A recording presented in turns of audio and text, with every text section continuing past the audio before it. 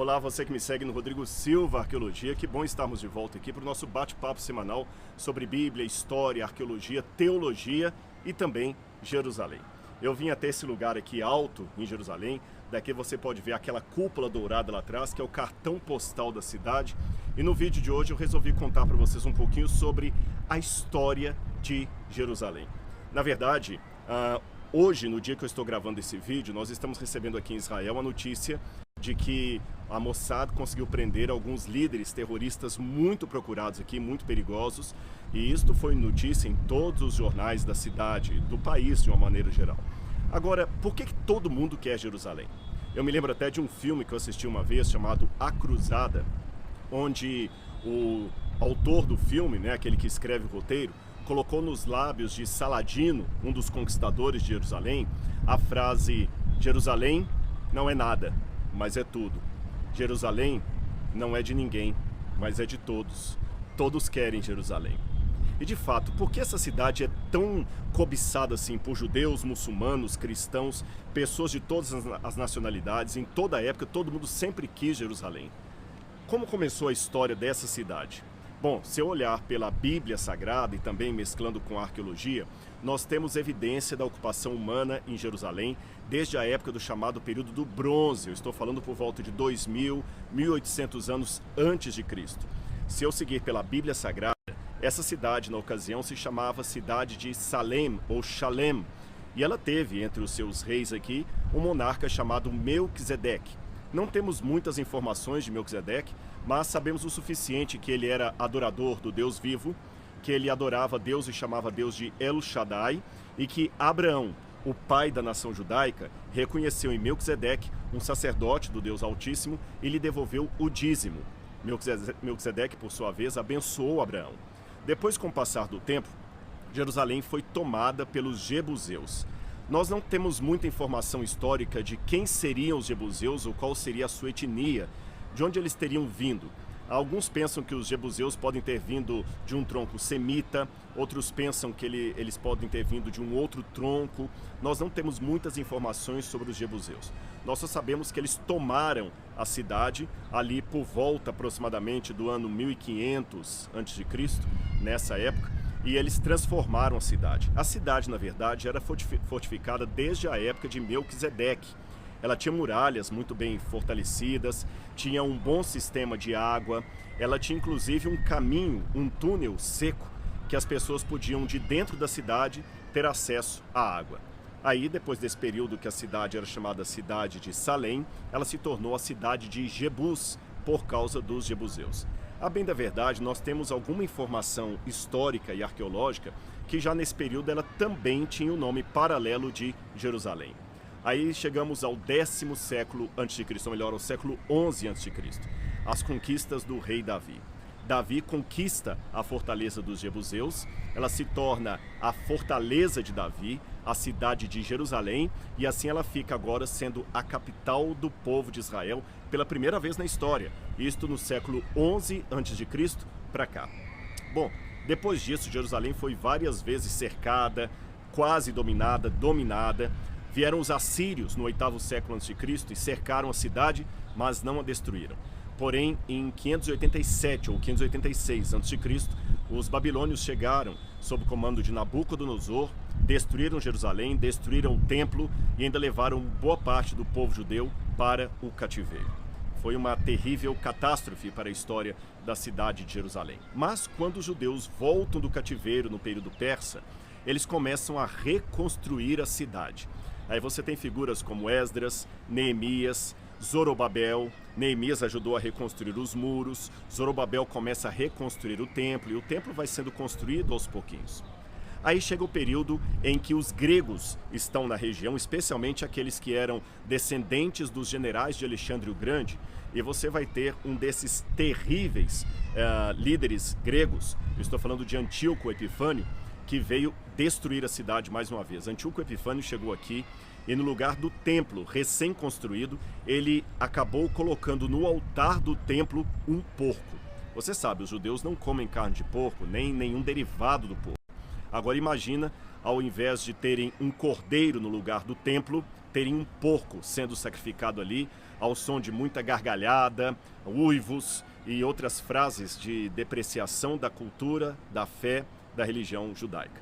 E tudo isso que eu estou contando para vocês, eu estou falando agora aí do do segundo século antes de Cristo, tudo isso aconteceu ali, olha, exatamente onde está aquela cúpula dourada, naquele mesmo lugar. Não com esse prédio, é claro, mas nesse lugar. Bom, continuando, você tem então a revolta da época dos Macabeus e depois o período dos Asmoneus, quando vem João Hircano e consegue um período de independência da cidade de Jerusalém e também do povo de Judá.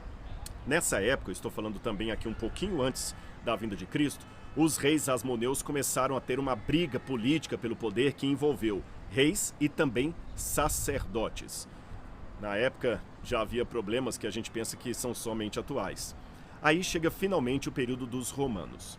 Pompeu, por volta do ano 60 a.C., um pouquinho antes do ano 60, conquista a cidade de Jerusalém, ele destrói o exército dos asmoneus, ele toma a cidade e ele tem ao seu lado um homem que era meio judeu, meio idumeu. Esse homem se chamava Herodes. Herodes foi um oportunista desde o começo da sua carreira. E ele viu que os romanos eram o futuro, então ele se aliou aos romanos e, como chefe militar, ele acabou lutando contra os asmoneus ao lado dos romanos e ganhou, de quebra, o direito de ser o rei de Judá e o rei de Jerusalém. Herodes governa a cidade por volta do ano 37 a.C. até o ano 4 a.C. E apesar de ser um homem perverso, maquiavélico, cheio de defeitos, os mais terríveis que você pode imaginar, Herodes tinha também os seus dotes, os seus talentos, e entre eles havia o talento da construção. Ele queria tornar o templo judeu que ficava ali como sendo um monumento tão grandioso como os templos da Grécia ou de Roma. Na verdade, Herodes já havia feito várias construções aqui para rivalizar com outras do Império Romano. Por exemplo, em Cesareia Marítima, ele construiu o segundo maior porto marítimo do Império. Só perdia para o porto da Via Ápia, lá de Roma. Ele também construiu Massada, com banhos romanos em pleno deserto. O Heródium, para ser o seu túmulo, depois que ele morresse, e outras coisas mais. E ele queria também fazer o templo, não para a glória de Deus, mas para a sua própria glória. Os judeus não permitiram que ele mexesse no templo, mas deixaram que ele fizesse uma esplanada enorme, com uma muralha que circundaria o templo, ou melhor, de modo quadrado, essa muralha ficaria no entorno do templo, como se fosse um caixote, um muro de arrimo. E sabe o que está dentro desse muro de arrimo? O Monte Moriá. Você ainda pode ver aqui no canto um pedaço do muro de arrimo original de Herodes. Tá vendo? Olha, essa esquina que você está vendo aqui é resto do muro de contenção que Herodes mandou fazer. E lá em cima ficava o templo, que foi até apelidado de Templo do Rei Herodes, embora na verdade ele só fez algumas reformas e ampliações do templo. E aqui, atrás dessa parede, desse muro de arrimo, estaria o Monte Moriá, onde Abraão trouxe Isaque em sacrifício ao Senhor. Mas, novamente, passou o tempo e no ano 70 de nossa era, os romanos vieram e destruíram o segundo templo. A cidade ficou arrasada pelos romanos. Não ficou nada aqui. Isso era até o cumprimento de uma profecia de Jesus, onde ele disse que ali não ficaria pedra sobre pedra que não seria derrubada. Vamos passar mais um pouquinho o tempo. Chegamos ao ano 132 a 135 depois de Cristo. Havia um líder judeu revolucionário chamado Bar Kokhba. E Bar Kokhba queria retomar a independência de Jerusalém. Ele chegou até a cunhar moedas onde você tinha o templo desenhado, porque ele dizia que ele ia reconstruir o templo. Alguns historiadores que pensam que Bar Kokhba até se proclamou Messias. E ele foi considerado Messias, por exemplo, pelo Rabino Akiva, o importante teólogo do rabinismo daquela época. Só que Bar Kokhba acabou perdendo também a batalha para Roma, e dessa vez o imperador Adriano ainda fez uma coisa para castigar, para punir os judeus.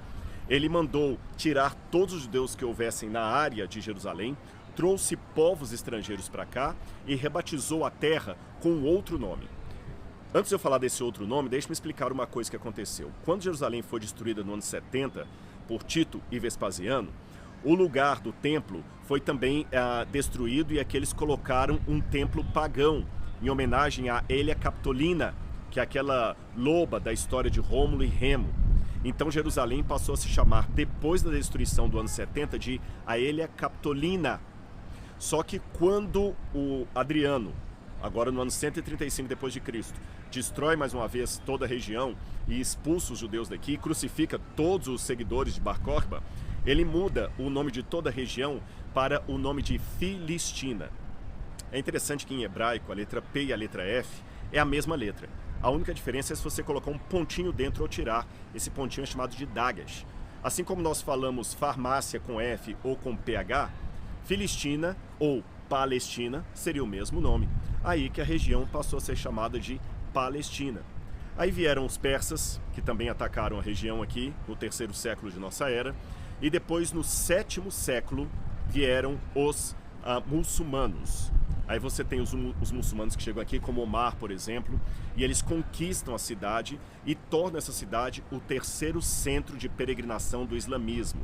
O islamismo começa no 6º século depois de Cristo, quando Maomé se proclama o último e maior dos profetas. Agora você pode perguntar, o que tem Maomé a ver com Jerusalém? É o seguinte, Maomé nasceu em Meca, ele nasceu em Meca, mas foi Medina a cidade que o recebeu. Então Maomé proclamou Meca e Medina como cidades sagradas do islamismo. Uma cidade porque foi o berço do profeta, a outra porque acolheu o profeta. Tudo bem? Você guardou isso aí? Ok. Agora, tem uma tradição muçulmana que Maomé teve uma visão quando ele estava de viagem entre Meca e Medina, onde ele supostamente teria vindo em visão, trazido pelo anjo Gabriel, até aqui. E aqui ele amarrou a mula dele, a Burak, e ele subiu até o Monte Moriá, e 3 figuras apareceram para ele, segundo essa tradição. Moisés, Jesus e Abraão, que eles chamam de Ibrahim, Musa e Isa. E esses 3 o conclamaram a fundar o Islã. Daqui, segundo essa tradição, ele foi assunto ao paraíso, então a partir disso, Jerusalém, mesmo não constando no Alcorão, se tornou o 3º centro mais sagrado para os muçulmanos. Aí, depois dessa época, aliás, importante que nesse período de domínio muçulmano aqui, que foi construída aquela cúpula dourada que você está vendo ali, que é chamada hoje de Domo da Rocha. As pessoas erroneamente chamam de Mesquita de Omar, mas não é uma mesquita nem de Omar. Essa cúpula dourada, para marcar o lugar de onde Maomé teria sido assunto ao céu, foi construída em 692 depois de Cristo. Aí Jerusalém passou por uma série de tomadas e retomadas. Vieram os cruzados, os mamelucos, cada um que chegava aqui conquistava a cidade, depois vinha outro exército e tomava, veio o Saladino. E finalmente, no século XVI, 1517, chegaram aqui os otomanos, do grande império turco-otomano. E os otomanos tomaram conta de Jerusalém desde 1517 até 1917. Os otomanos que vieram também eram convertidos ao islamismo, por isso que Jerusalém ficou a maior parte do seu tempo na mão de muçulmanos. Agora, em 1917, você sabe o que aconteceu. O mundo estava se recuperando ainda da Primeira Guerra Mundial. E junto com a Primeira Guerra Mundial, houve a queda do Império Turco-Otomano. E quando houve a guerra do Império Turco-Otomano, todo o Oriente Médio ficou assim em terra de ninguém. Por quê? Depois você pode pesquisar aí na internet, o Império Turco-Otomano tomou conta do que hoje é a Turquia, Grécia, Líbano, Síria, Israel, Egito, Arábia Saudita, tudo estava na mão do Império Turco-Otomano, eles eram muito grandes. Mas quando eles perderam o poder, essa terra aqui ficou abandonada. E muitos países europeus, especialmente a Inglaterra, começaram a ter um mandato sobre esse lugar aqui. E a Inglaterra, apesar de ser uma ilha tão pequena, você tem o Commonwealth, onde o Reino Unido era dono de muitas terras, de várias propriedades. A rainha da Inglaterra já começava a perceber, agora já estou andando Segunda Guerra Mundial, que ela não teria como manter todas essas colônias. A Índia já tinha se tornado independente, outros países também.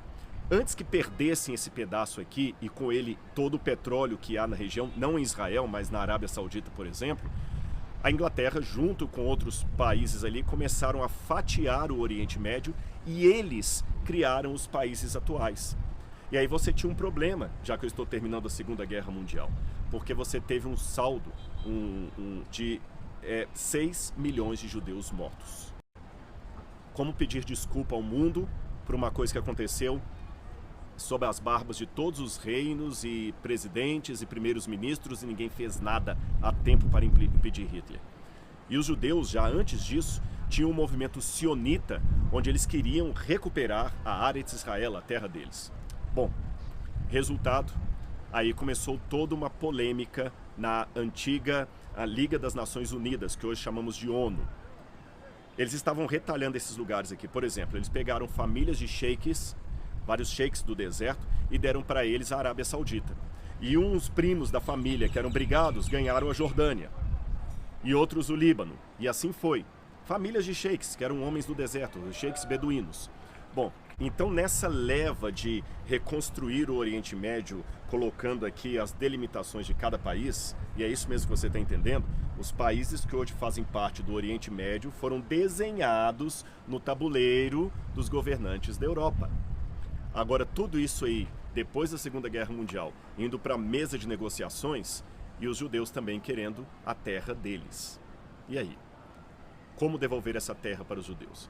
Os países árabes, que nessa época já formavam uma liga, não queriam de forma alguma reconhecer a criação de um Estado de Israel. Foi um brasileiro chamado Oswaldo Aranha que acabou fazendo toda a negociação para que o Estado de Israel fosse criado. E com muita dificuldade, muita polêmica, criaram em 1948 o Estado de Israel.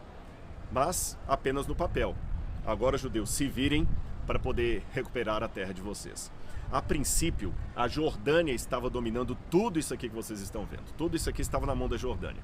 Mas a Inglaterra acabou permitindo que os judeus entrassem ali pela parte do litoral, que hoje é Tel Aviv, e somente em 1967 que os judeus conseguiram, após a Guerra de 6 Dias, recuperar a cidade de Jerusalém.